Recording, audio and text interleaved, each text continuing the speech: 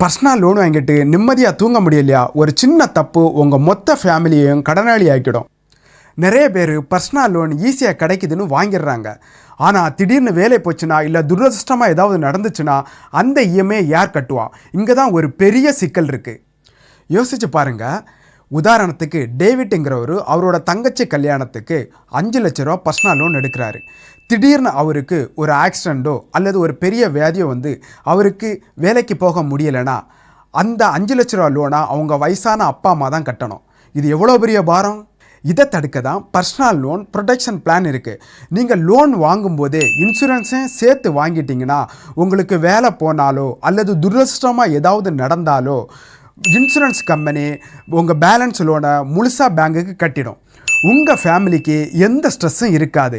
இது வெறும் பர்சனல் லோனுக்கு மட்டுமல்ல, ஹோம் லோன், கார் லோனுக்கும் பொருந்தும். பேங்கில் லோன் வாங்கும்போது இன்சூரன்ஸையும் சேர்த்து வாங்க சொல்லுவாங்க. ஆனால் அது உங்கள் உரிமை. உங்களுக்கு தேவைன்னா மட்டுமே இன்சூரன்ஸை வாங்குங்க. இந்த வீடியோவுக்கு ஒரு லைக் போட்டு உங்கள் ஃப்ரெண்ட்ஸுக்கு ஷேர் பண்ணுங்கள்.